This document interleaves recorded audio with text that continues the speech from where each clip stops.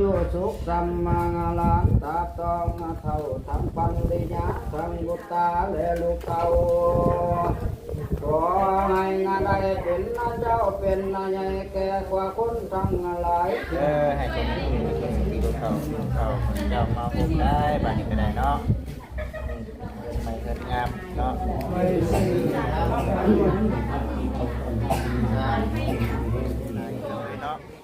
แต่ว่าสิ่งที่สำคัญที่สุดก็ต้องกราบคุณทางเจ้าแม่เพื่อนเนาะที่ว่าช่วยเหลือทุกอย่างเนาะตั้งแต่แรกจนปัจจุบันนี้เนาะที่ว่าให้ทางวิทยุเป็นพาดไทยแล้วก็คุณหลายๆเด้อ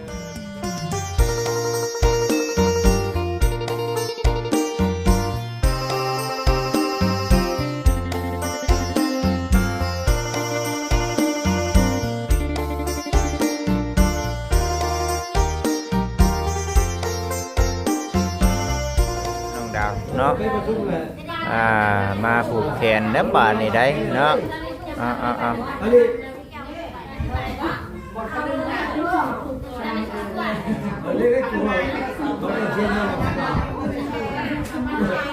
เห็นผู้ใหญ่เห็นแล้วคือผู้ใหญ่คือในค้ามันน่ะภาพเป็นประสบเด้คุณเป็นมาเขียนเลยเขาผูกเลยจริงๆแล้วเป็นภาพไปรวมนี่น่ะรวมอยู่ทางนั้นนะได้ผมมาว่าท่านนี่ลุยเลยเนาะจริงๆแบบรถมาเขียนแล้วผู้ใหญ่เรียก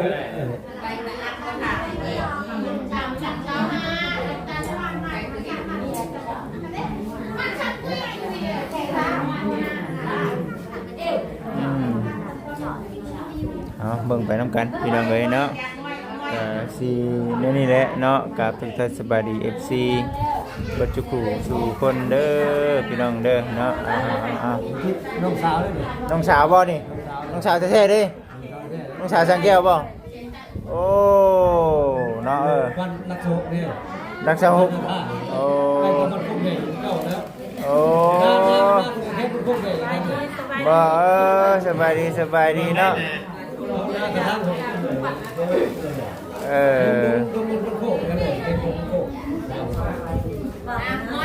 ไปทำคำตลกจับรถทำคำตั้งหลองบ่ลูกโลกเป็นเล็กๆแล้วคนหาอยู่หากินได้แล้ว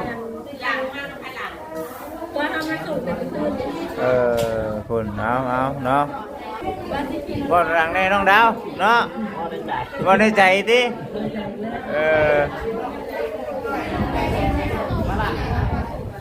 โอ้ยเนาะลมแท้นี่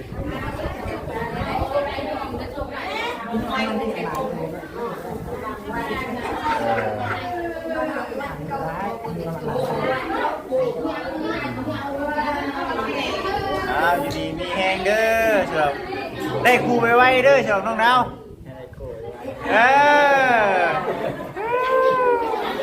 เนาะได้ครูไปไว้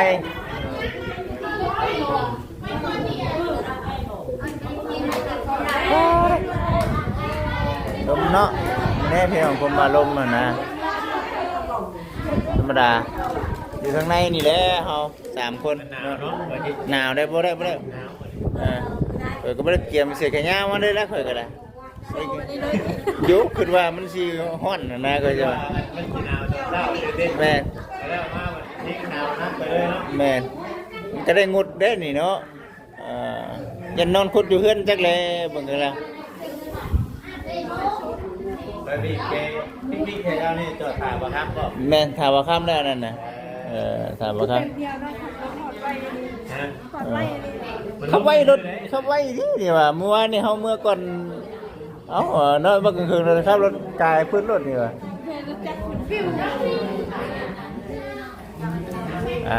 พี่น้องเอ้ยเดินไปนำกันบรรยากาศได้ซั่น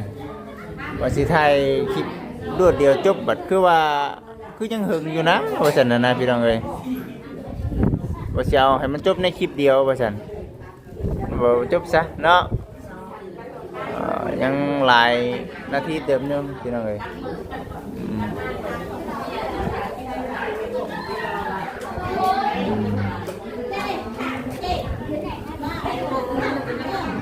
รอเบิ่งเนาะเลย แม่เลยบ่หมื่น ยังเนาะยังบ่ทันมาเนาะตอนนี้ก็ผู้คนก็เริ่มบางเลยนะ เอาของน้ำบุรัก พี่น้องเอ้ยไผก็มักมือมันเนาะแม่นพี่น้องเอ้ยเนาะนี่ย่อกระปุ่นมาก่อนว่าซั่นได้เนาะปะตัวอันนี้น้ำแน่อันนี้เนาะโอ้เบียร์เด้นี่เนาะ เวียด นี่เวียดเนาะพูดหน่อยไหมเอ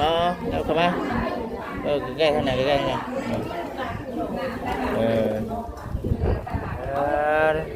ถ้าก็นี้บัดนี้กันเอาไหมดีๆพี่น้องเลยกระปุ้นก้อนมาฉันกระปุ้นก้อนเอาเด้อ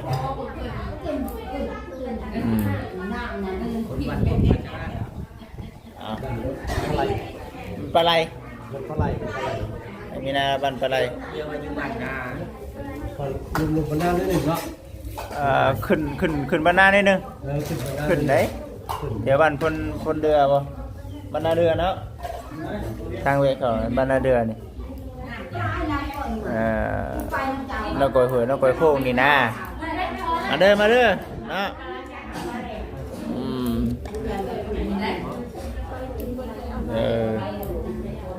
เลยจัดไปเนาะเอาให้ในเด้อใส่ให้ในอยากเลยเนาะเฮ้ยเบียงดิกินก้อนเนาะกินก้อนโมสูตรพี่น้องเอ้ยคนเดียวได้เนาะคนเดียวยากได้เนาะผู้สิเป็นนี่ก็บ่ธรรมดาได้เนาะมีอาจารย์เนาะนักบวชหน่อยเนาะเป็นนักบวชอาจารย์คนเดียวไม่ได้เนาะบ้านอาศัยคนเดียวอย่างละเอาขาครูขาคายเพิ่นได้เนาะ300,000บ่ขาคายเพิ่นมันคือในระดับนั้นเพิ่นได้เนาะขาคายเพิ่นได้พี่น้อง3-4 แสนเพิ่นแล้วพอน่ะตักใส่ตัวนึงตั้งเอามีคนนี้ยาวเลย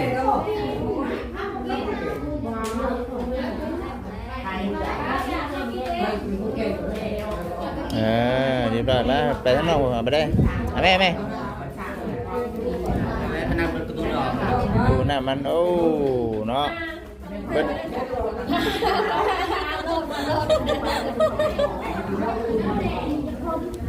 ไปสั่งพี่น้องเลยเนาะมากินกันมาไปได้จังงานแล้วมันนี่มานี่บ่งานเลขบ่นี่โอ้มานี่งานเลขเนาะให้เมียไปโอ้ เมียปั่นกันเนาะปั่นกัน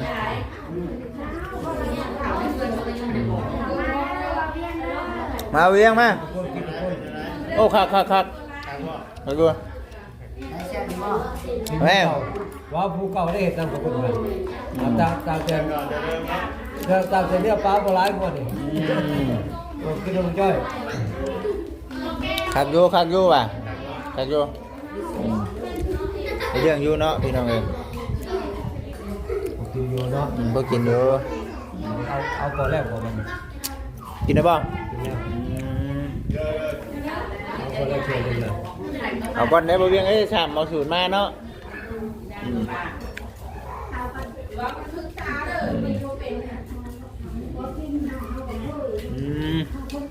มาดูเฮ้ย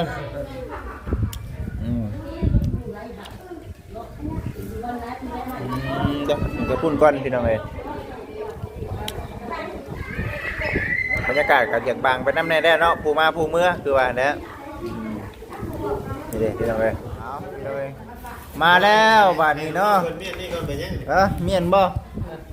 เฮ้ยนั่นดิเนาะน้องๆผมบอกกันนั่นเองเด้อ บอกน้องๆคนมาเอานี่ไงมาน้องหน้าบอกเอานี่เลยนี่เตรียมพร้อมทั้งหมอเพิ่นมาได้พี่น้องเอ้ยบัดนี้ก็ได้ตัดภาพมาอีกบัดนี้เนาะหลังจากว่ารอถ่ากันพี่น้องเอ้ยเนาะคลิปแรกบ่ทันมาคลิป2รอถ่าเติม1อยู่ก็เลยว่าเอาถึงเวลาได้บัดนี้ก็ได้พี่น้องเอ้ยถึงเวลาแล้วสบายดีปีใหม่เนาะลืมว่าคือกันอันนี้ก็ได้ทางได้ล่ะ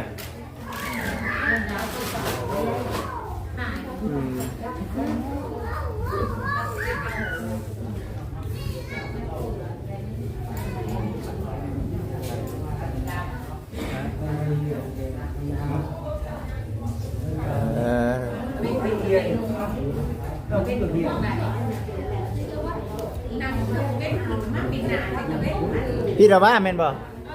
ปีหน้ามาพี่เราบ้าบ่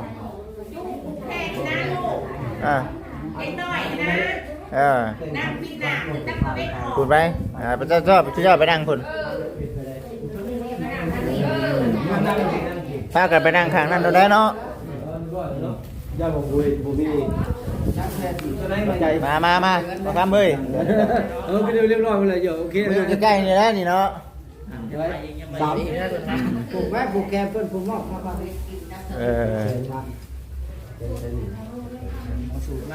หมอสูตรมาแล้วเนาะจะงานแล้วหมอสูตรมานี่บอลเดียวเนาะ2 งานนี้ยังชิมีไปต่ออีกอยู่บ่คำเป็นหมื่นดิ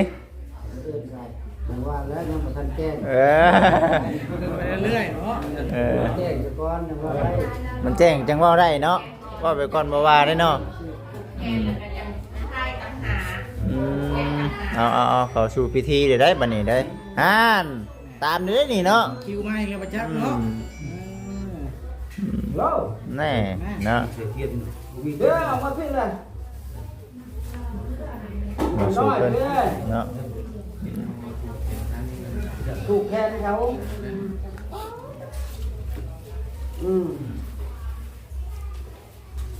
แคนเขาเท่านี้ละเฮ้ยจะไปเผื่อว่ากินฮอดเด้อได้เนาะว่ากินฮอดเด้อนี่พอแห้งได้เนาะ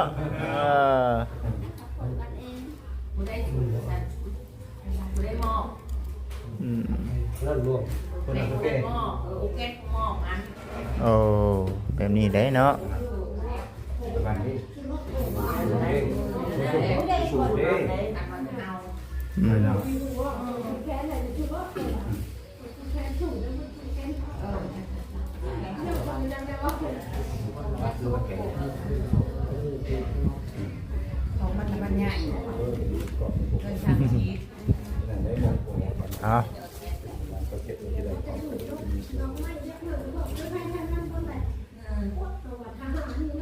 พักผ่อนเนี่ยมาเมื่อคืนนี้บ่เมื่อวานนี้บ่แล้วเมื่อวานนี้เนาะ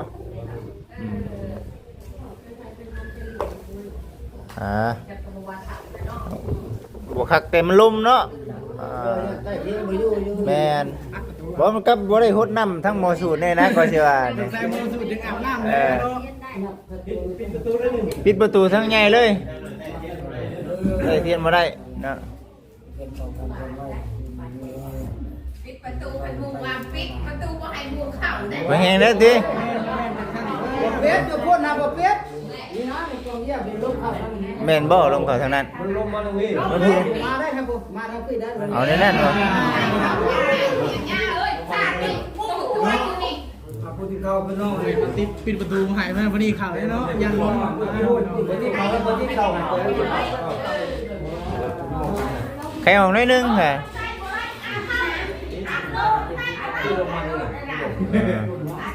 ตอนนี้ใครมาดึงมาได้ผมมาก่อนมาได้ตัวใหญ่ก็ได้น้องลมตัวใหญ่ได้ก็ได้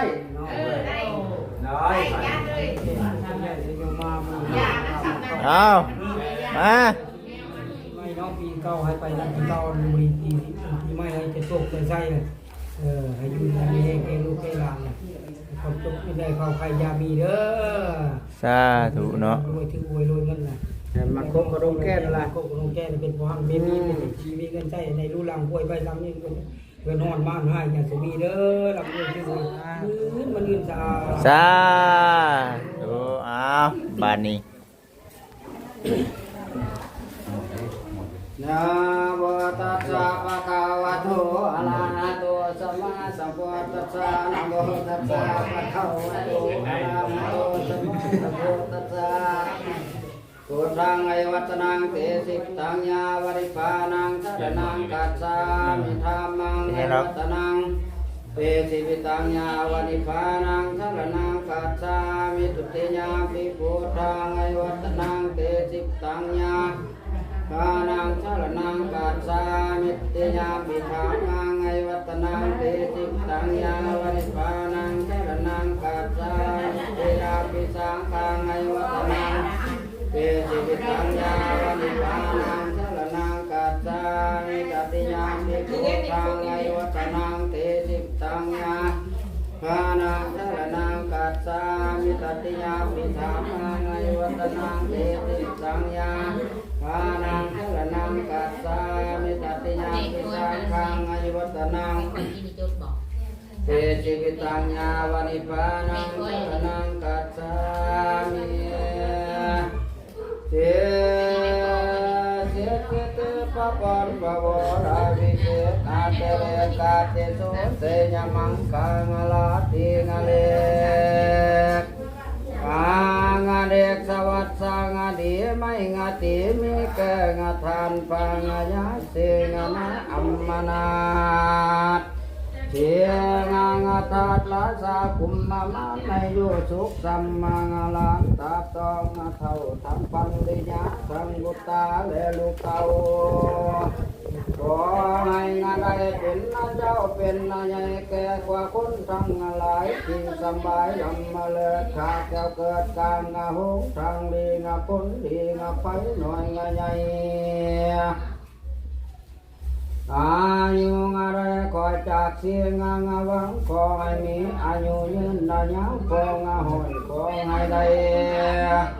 หอดนาหอยขวดมาเขามาหวนมาเที่ยวล่างาขาพุงโมสุดทัดตูงามันยามาบังเดียดนาใดขอแก่พาแขนมาไทยมาตัดซองสอละยานลงมาโจมควันนาลานเจ้ามาขึ้นในลงมาโจมเจ้าควันลานเจ้าขึ้นในดวงองค์มาโจมควันนาลานเจ้าขึ้นในกวางเสียมาเนี่ยแม่แม่งาดีเสียมาเนี่ยแม่แม่งามันให้เจ้ามันยิ่งกว่าก้อนฝางาแอนให้เจ้ามันยิ่งกว่าแกนฝางาจันให้เจ้างามันยิ่งกว่า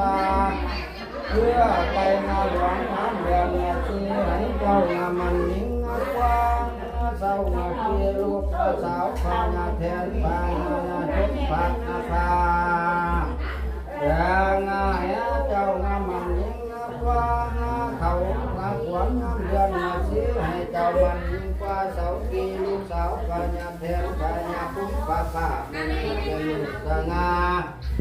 หมอเท่างาวามืองาแข็งวันนี้วันดีที่อนุปังโช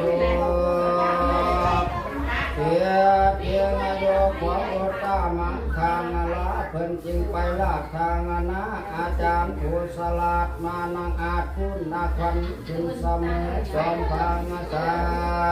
สคุณนาขันขึ้นมาเสมองาธาตุสีงาจันเมื่อนี่แม่นเมื่องาสันวันนี้แม่นวันนาดีวันดีทีอมุตตะโสตกหน่วยงานนี้หักแม่นนาตกไม่งาจันขันหน่วยนี้หักแม่นนาขันไม่งาแก้วเท่าแก่ตกแต่งงาแล้วจึงคอยคุณนาควันวันนี้แม่นวันนาดีคอยจักมาสู่นาควันแก้วมาคูเกิดกลางเมืองโดนน้อยงามยิงน้อยสาวนุ่มมาน้อยแล้วปานมากามทั้งสาวงามเลยเท่าแก่พ่อแม่พ่อลูกเต้าเลยนาลีทั้งเศรษฐีเลยพ่อค้า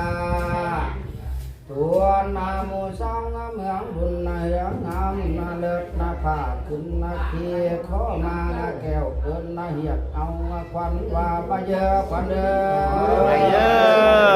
มาเด้อมาเด้อเนาะ แล้วปานาลังปังนาพรเขาไปแล้วนาลองเจ้าโก้ก่อนไหมรถก็เฮาคนนี้แล้วยอมมาควันบ่มีการแกนเมื่อตัวเอาตอนนี้แล้วน้อฟังขวัญขึ้นบ่มีงานใดขอแค่พาเงินให้เจ้าผู้งามมีงามสีมาช่วยงามผู้ช่วยงามย่อควันลานเจ้างามเยอะคอยจักงาเจิดเอางาเจ้าหัดนาภาพเมื่อโยกันไปงานเหนือช่วยงามผู้ช่วยงามย่อควันลานเจ้างามเยอะคอยจักงาเจิดเอาน้ำกับเงินเหลือผู้โยกันไปไทยมาจอยงาบุญจอยย่อควันหลังจังเงาคอยจักกระเจิดเอาน้ำคำมาเพื่อบุญอยู่คำภายนาไตมาจอยงาบุญจอยงาย่อควันหลังจังเงาเยอะเสียงหมอสางาดำลุกมาแต่พุงงาหน่อยมาจอยงาบุญจอยงาย่อควันหลังจังเงาเยอะ30มองงาหน่อยลุกมาแต่เมืองงาหลวงมาซอยงาคุณซอยงาหยอควันนาลานเจ้ากะเมสี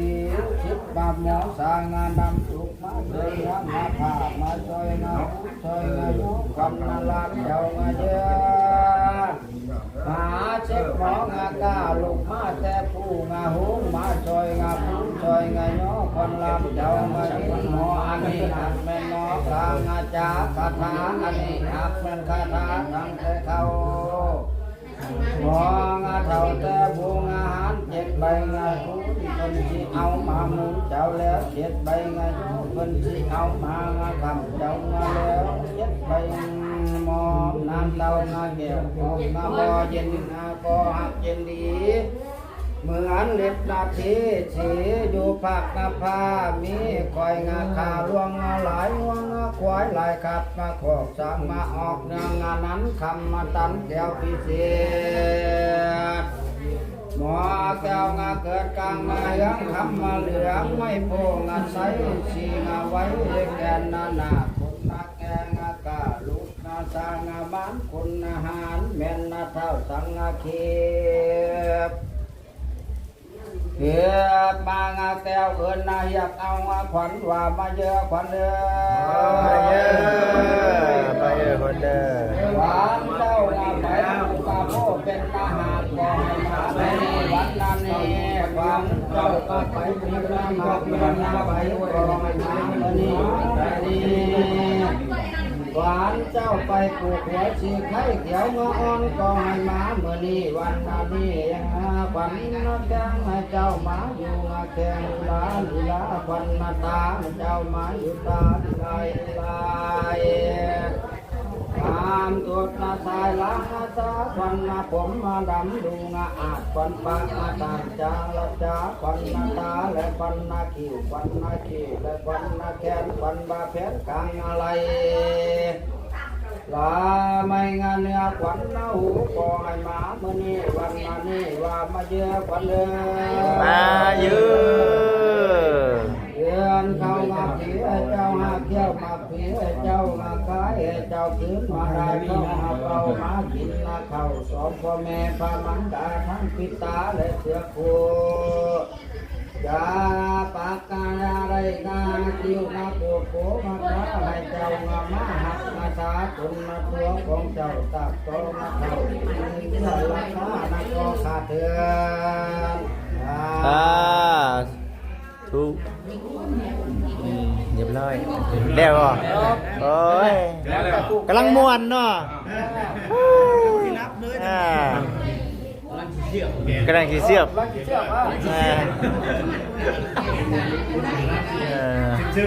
ำลังขี้ซึม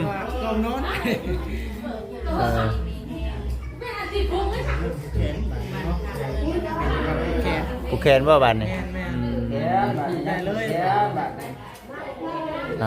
พี่น้องเอ้ย กินนี่นะกูมากับกูได้มากับกูไปทำไม จบจากนี้กันนอนแมลงนี่เนาะ นอนแล้วนอนเมื่อนี่ก็ดีเมื่อนอนแล้วก็ลุกนั่งพันแล้วเลยพันแล้วขึ้นพันยังล่ะพันว่านั่นพันว่าอัน900ตามกระโปรงเลยนะต้องแยกเปย์นะ พันแล้วพันขึ้นนี่ล่ะ บ่ได้เปย์เนาะ900เนาะแปลอีก900พันขึ้นนี่นะ ไอ้มาไม่เสียใจดิเนาะ เป็นนักล่าด้วยเวียดเนาะเดี๋ยวแต่เนาะฝันได้ไงเอา900กันเลขรถบ่จิตแล้วซะเนาะปีใหม่ เอาว่าซะเนาะ แล้วมาเห็นนี่จัก ตัวแม่นซะเนาะโอ้ย โอ้เห็นแล้วก็บ่จื้อแล้วเนาะเด้อไปบ่จื้อเสียใจได้ เนาะ ให้น้ำลังได้ ไปชื่อบ่ถูกเสียเงินบัดนี้ดิ คือถึงกระเงินชื่อก็คือกระเทียม เคยบอกคนได้ว่าบอกคนคิดตังค์คิดเล็กผมมีเงินซื้อหรอเอาให้10 ตันซื้อไว้ป่ะผมชื่อเลยหมาเนาะผมฟันไปชื่อเลขก็เบื่อช่วยจำเลขก็บอกชื่อแต่10 ก็11ต้องหาฟันมันหมักได้เงินเบื่อชื่อเบื่อเนี่ยมันซื้อได้เงินเลยนะโดยมันบอกขึ้นมาดิ900บอก900เนาะกินนี่เนาะ900นี่บอก9ไว้9เล็กกี่เข็บเอาเลยด้วยที่เรา09 3นี่เรื่องอะไร จักกันใดมันมีเลขหลายเลขเนาะจักกันใดเลขหน้ากันแน่บัดจักกันใดเลขกี่เข็บแน่บาดเลขควายก็มีบาดจะเอาตัวไหนล่ะบาดแม่นบังเนาะจักเลตัวนี้ย่านนี่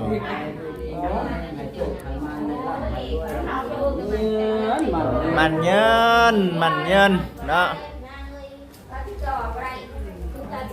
ผูกคอต่อแขนได้บาทนี่ได้เนาะ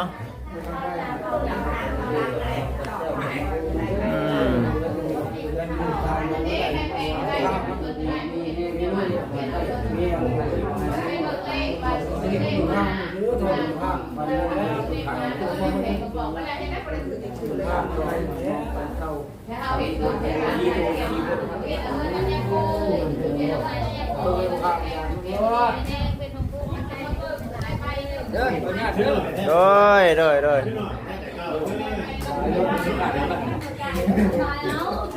้วทำไมอ่ะแต่ข้าวไม่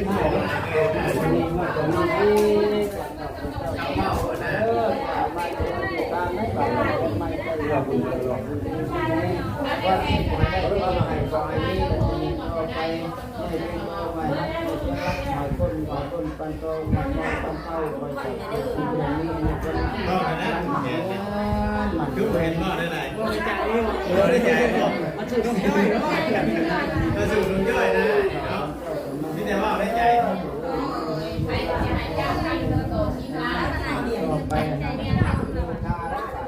นี่ก็ได้เนาะมันว่าแม่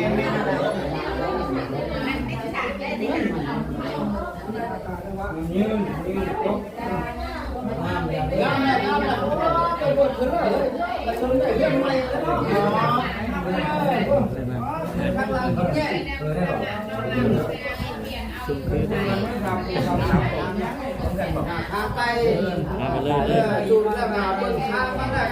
มันสีตกคือมันสีงามอยู่เบื้องในทางใกล้นี่แหละ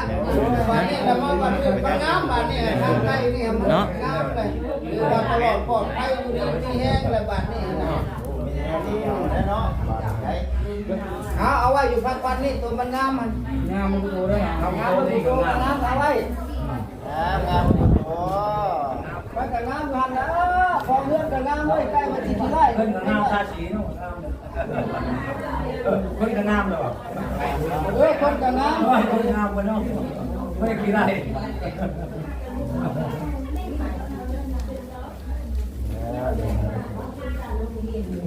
โอ้ยมือสำคัญเลยเนาะ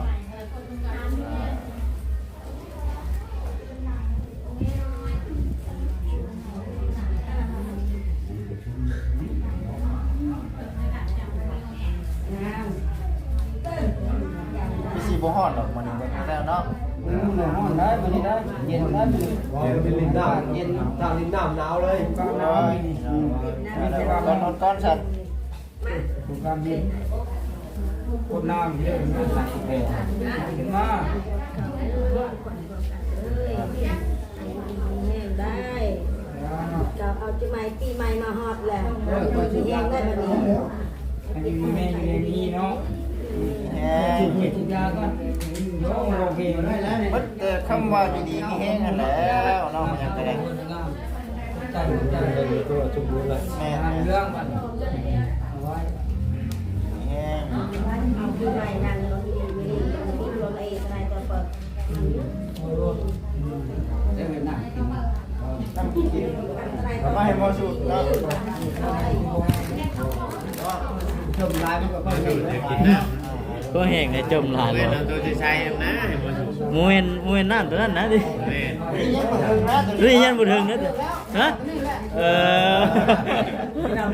ยังว่านั่นจะใส่ก็นี่ใช่หรอ น้ำใช้มันเจนะกินก็ได้กินละเบิดตัวนั้น แม่นว่า กินเข้าไปนี่มันยักหนาวเลยเนาะบ่ได้เนาะ ร้านตัวนี้ก็ขายหมดสุด ตัวนี้ขึ้นใส่เยอะตัวนี้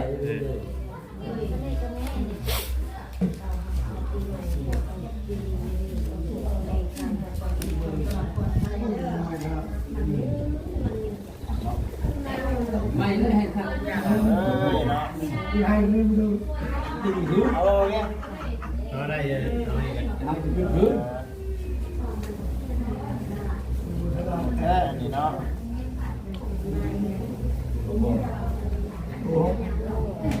เป็นหนึ่งเด้อ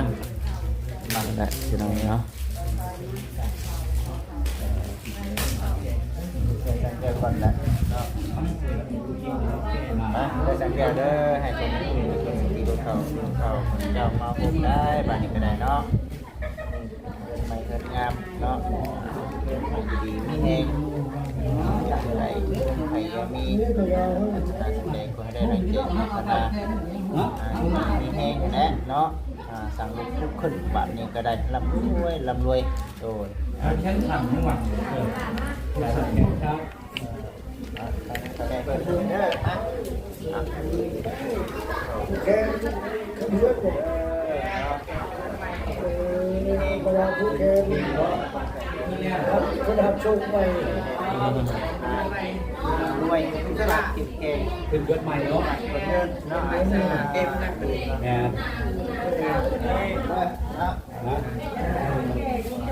ไม่ใช่ไปแล้วนะสิ ไม่ไปใช่อย่างดี มากันนะ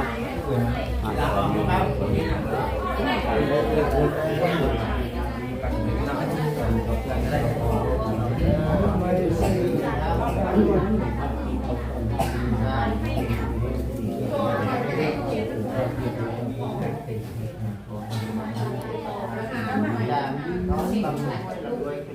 พวกเขาตอนนี้จะได้รับสายที่นี่ต้องมีต้องมีการสวัสดีเนาะมาสู้ที่ไป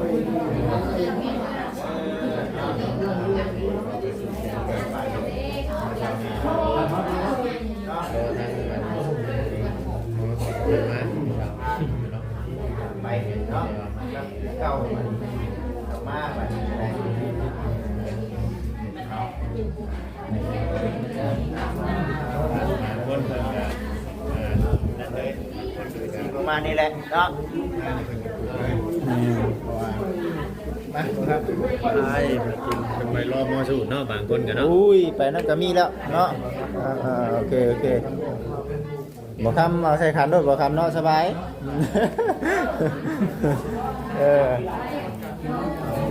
มาเด้อลูกเนาะไม่ใครอยากติดลูกชายก็สุขภาพแข็งให้ดำด้วยเนาะเก็บได้คนที่มีแล้ว เ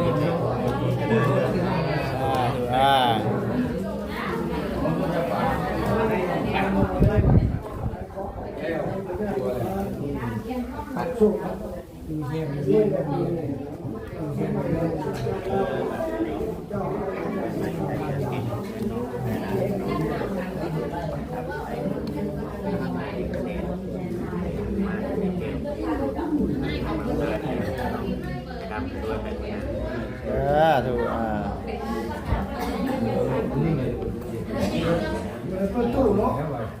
แต่งหน่อยจะเปิดเนาะเอาเรื่องง่ายได้แ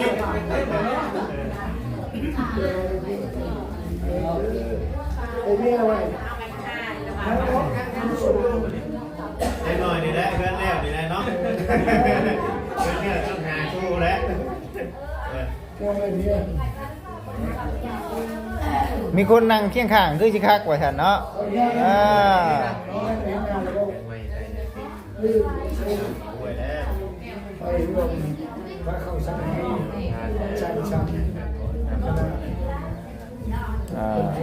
จะถูก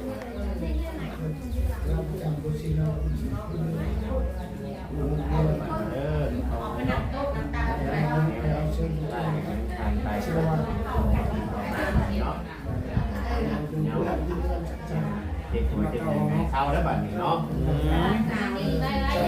ไว้แล้วด้วยเด้อ ดีไว้เด็กน้อยนี่แหละเด็กน้อยดีไว้ เนาะ แล้วว่า ร้อย ประมาณนี้แหละยังบ่ได้บ่นี่โอ้ยังบ่ทัน ไปเราได้ ยังไม่ได้ทำข้าววันนี้ เอาเสาเนาะ เป็นหมอกของวันก่อน ได้เนาะ ได้นะ ที่เรื่องมันยังถ่ายไปถูกเนาะ เนาะแม่นโดย เป็นมือเป็นมือหัน สิบ่ขับโชคขับลาบเด้อบัดนี้เด้อ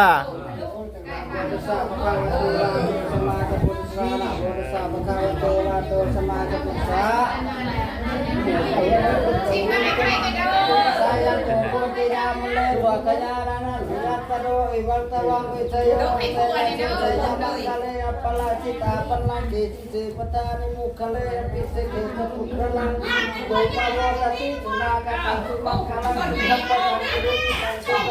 ชนไม่โม่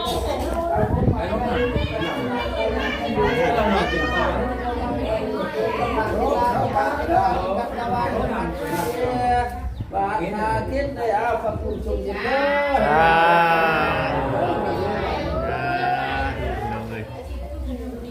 แล้วบาทนี้ เรียบร้อยบัดนี้เนาะ เรียบร้อย พี่น้องเอ้ยคือสิประมาณนี้แหละบัดนี้ก็ได้เลาะเนาะเลาะทางนอกก่อนบัดนี้ไปเนาะไปพี่น้องเอ้ยคือสิประมาณนี้แหละเนาะลมกำลังดีเนาะครับบ่ลมซ้ำตอนเช้าปานใดเนาะ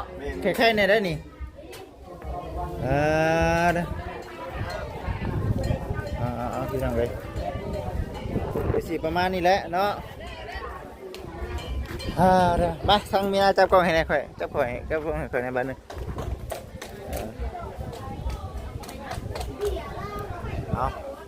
คือสีประมาณนี้เด้อเนาะผมพี่น้องFCวันนี้ทางวัดจิตเองก็ได้